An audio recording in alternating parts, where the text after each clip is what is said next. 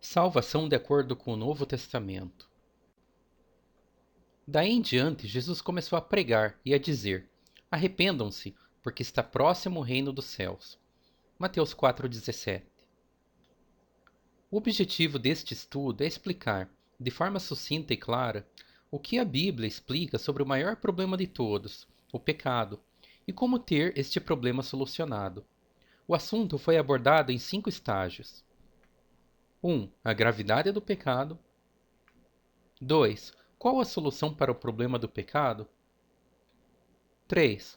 Qual a recompensa por ter todos os pecados justificados? 4. Como ser verdadeiramente justificado do pecado e salvo? 5. A Igreja conforme o Novo Testamento. Cada estágio do estudo aborda vários assuntos importantes sobre a salvação de acordo com o Novo Testamento. Cada um dos assuntos será apresentado em um vídeo. O estágio 5, a Igreja conforme o Novo Testamento, aborda os seguintes assuntos.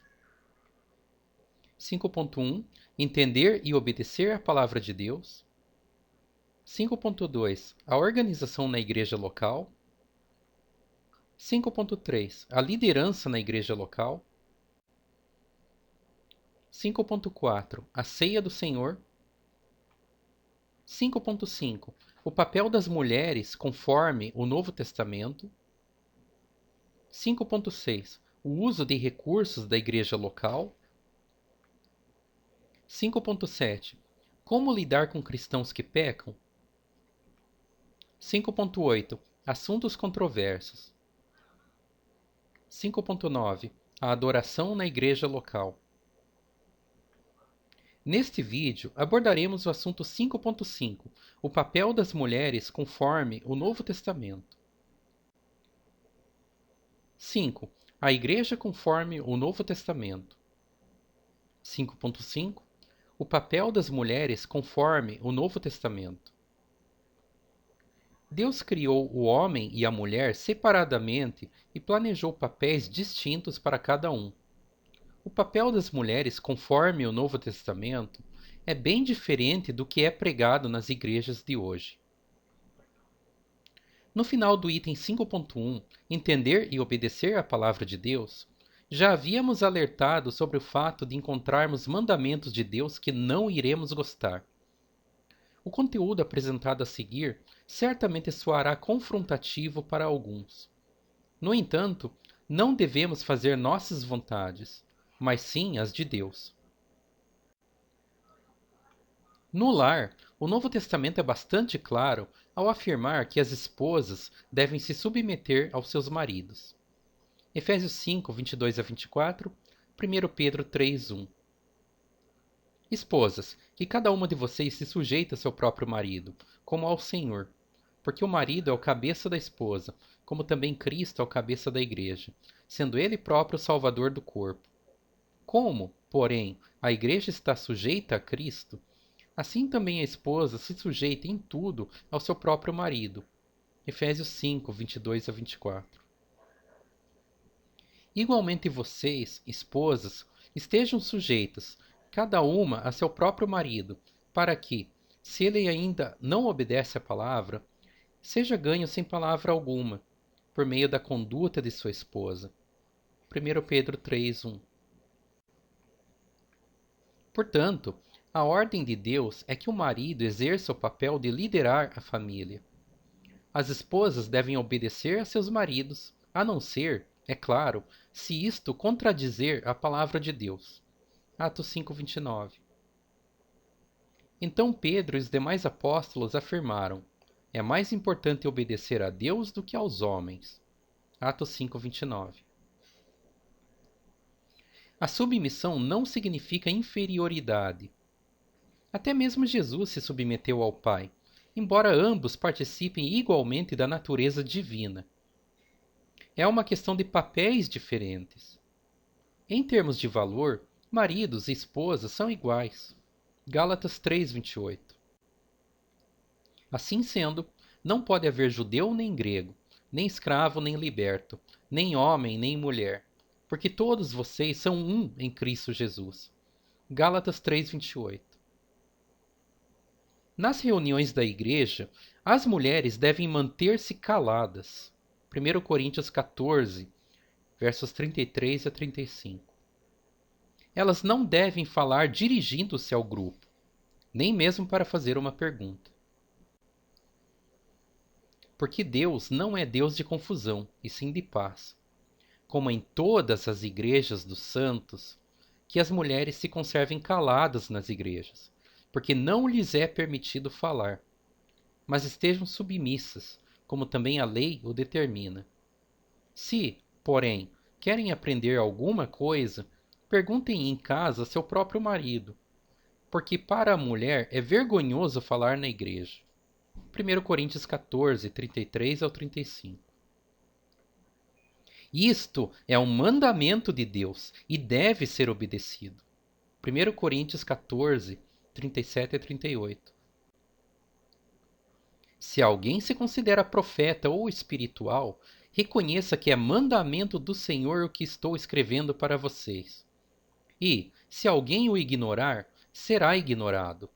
1 Coríntios 14, 37 a 38. O tipo de fala a que Paulo se refere no contexto é dirigir-se a toda a congregação, tal como é feito por alguém que está dirigindo alguma parte do culto. A mulher não deve atrair a atenção da igreja para ela. Paulo não se refere a cantar junto com a igreja, nem se refere às ordens de uma mãe sussurradas para uma criança. Ele também não se refere a uma situação de estudo da Bíblia na qual participem somente alguns membros da igreja.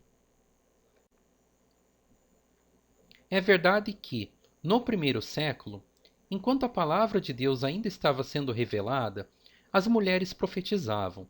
Atos 2, 17 a 18, Atos 21, 9. Isto é, revelavam a vontade de Deus pela inspiração do Espírito Santo.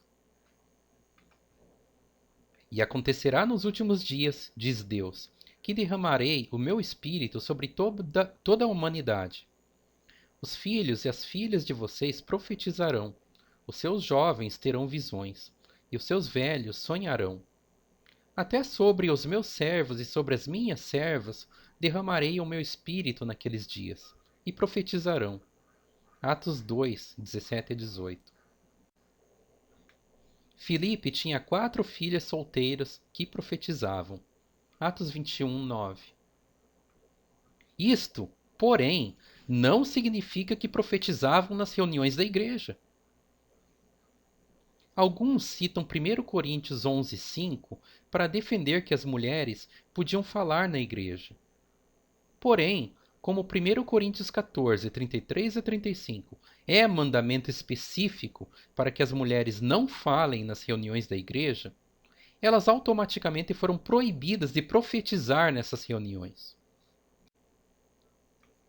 Toda mulher, porém, que ora ou profetiza com a cabeça descoberta, desonra sua própria cabeça, porque é como se a tivesse rapada. 1 Coríntios 11, 5. Porque Deus não é Deus de confusão, e sim de paz. Como em todas as igrejas dos santos, que as mulheres se conservem caladas nas igrejas, porque não lhes é permitido falar. Mas estejam submissas, como também a lei o determina. Se, porém, querem aprender alguma coisa, perguntem em casa ao seu próprio marido, porque para a mulher é vergonhoso falar na igreja. 1 Coríntios 14, 33 a 35. Na verdade, a conciliação de 1 Coríntios 11, 5 e 1 Coríntios 14, 33 a 35 indica que as mulheres só profetizavam fora das reuniões da igreja e somente com o uso de cobertura na cabeça. Item 5.8. Assuntos controversos. A mulher cristã não deve tomar uma posição de liderar ou ensinar homens adultos, seja no lar, na igreja ou na sociedade em geral. 1 Coríntios 11, 3, 1 Timóteo 2, 11 a 12. Quero, porém, que saibam que Cristo é o cabeça de todo homem, e o homem é o cabeça da mulher, e Deus é o cabeça de Cristo. 1 Coríntios 11, 3. A mulher aprenda em silêncio, com toda a submissão. E não permito que a mulher ensine, nem que exerça autoridade sobre o homem. Esteja, porém, em silêncio. 1 Timóteo 2, 11 a 12.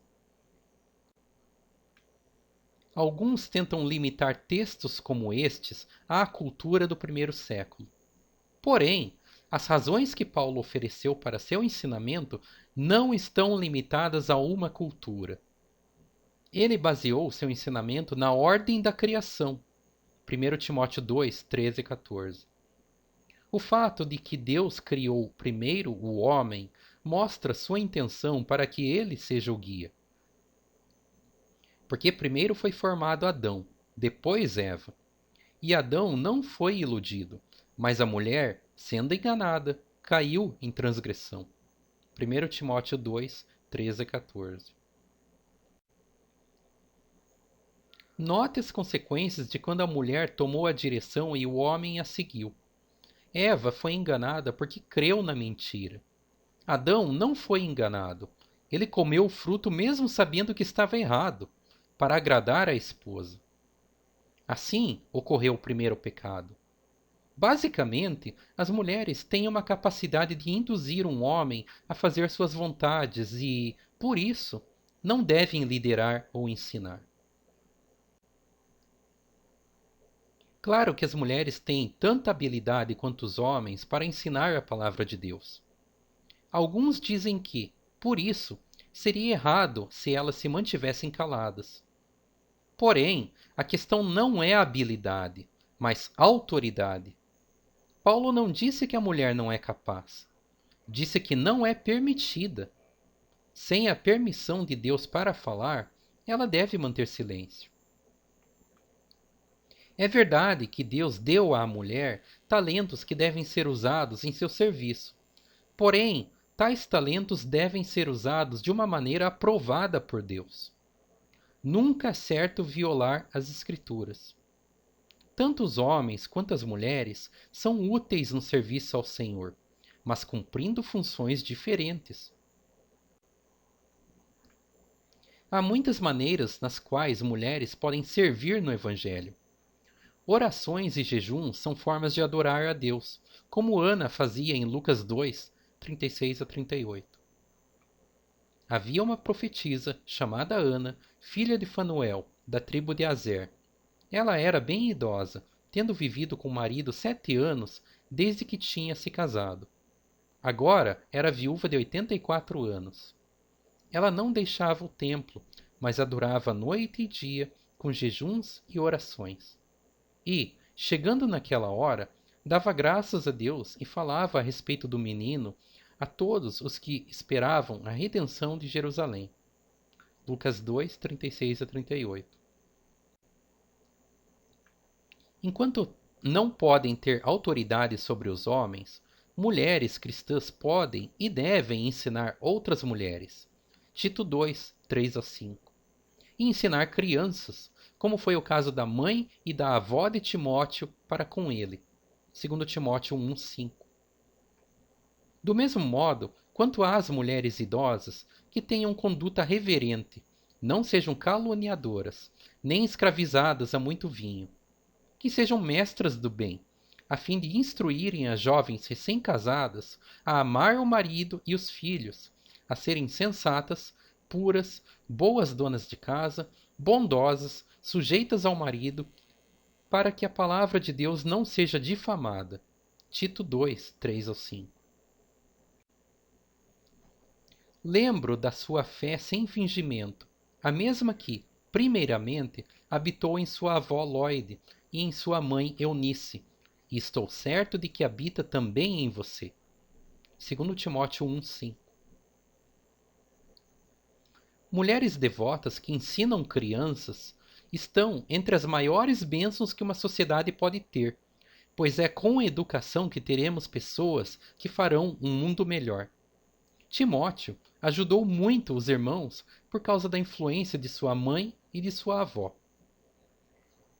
Mulheres cristãs podem ajudar homens cristãos a explicarem as Escrituras a outros homens.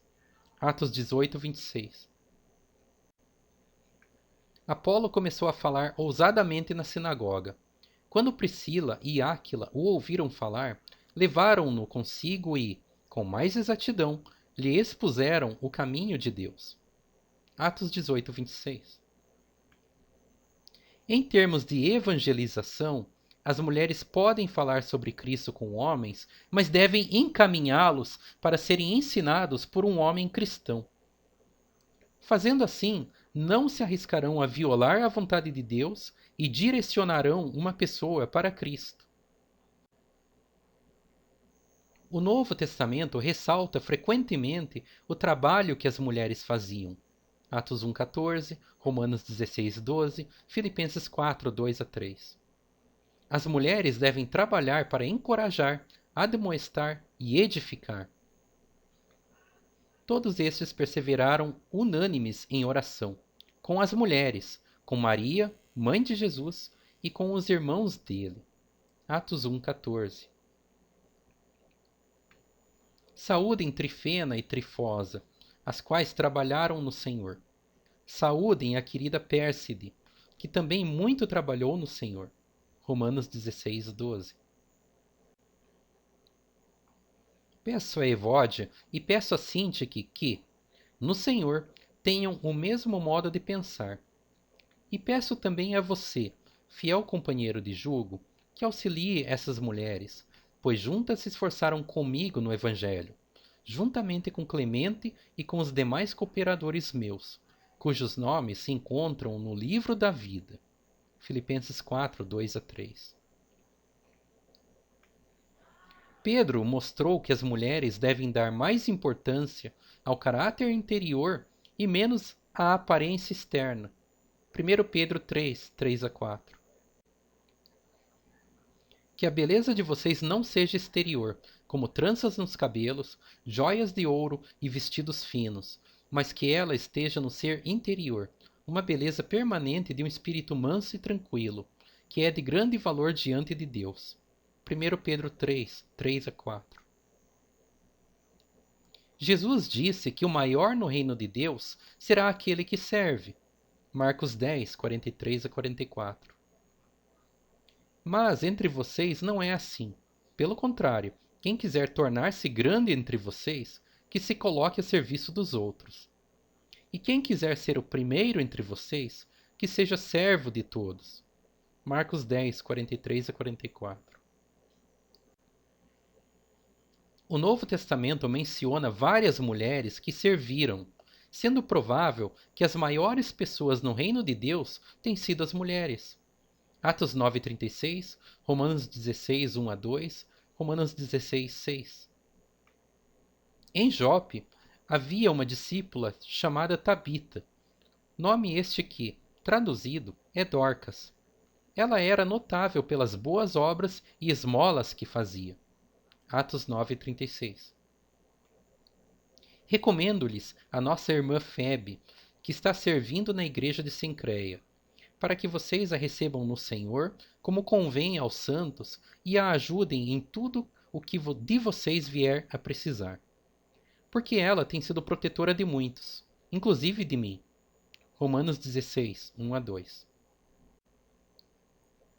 Saúdem Maria, que muito trabalhou por vocês. Romanos 16, 6. O Novo Testamento raramente menciona mulheres cristãs sem falar sobre suas boas obras. 1 Timóteo 2, 9-10, 1 Timóteo 5, 10. Da mesma forma que as mulheres, em traje decente, se enfeitem com modéstia e bom senso, não com tranças no cabelo, ouro, pérolas ou roupas caras, porém com boas obras, como convém a mulheres que professam ser piedosas. 1 Timóteo 2, 9-10. E que seja recomendada pelo testemunho de boas obras, se criou filhos, se exercitou hospitalidade, se lavou os pés dos santos, se socorreu os atribulados, se viveu na prática zelosa de todo tipo de boa obra. 1 Timóteo 5,10. Em questões de família, Deus criou a mulher porque viu que o homem precisava de uma companheira. Gênesis 2,18. Homens e mulheres são dependentes uns dos outros. 1 Coríntios 11, 11 a 12. Esposas têm responsabilidade especial no lar. 1 Timóteo 5,14. O Senhor Deus disse ainda: Não é bom que o homem esteja só. Farei para ele uma auxiliadora que seja semelhante a ele. Gênesis 2,18. No Senhor, todavia, nem a mulher é independente do homem, nem o homem é independente da mulher. Porque, assim como a mulher foi feita do homem, assim também o homem nasce da mulher, e tudo vem de Deus. 1 Coríntios 11, 11 a 12. Por isso, quero que as viúvas mais novas se casem, criem filhos, sejam boas donas de casa e não deem ao adversário motivo algum para falar mal de nós. 1 Timóteo 5,14. Os homens e as mulheres devem ser igualmente ativos na obra de Deus. Nenhum deles deve fazer o que Deus não lhes atribuiu. Mas, quando cada um trabalha dentro do papel que Deus ordenou, o nome do Senhor será glorificado e sua obra cumprida. Referências. Este estudo foi adaptado de O Papel das Mulheres no Plano de Deus, de Gary Fisher, no site estudosdabiblia.net. Obrigado por sua atenção.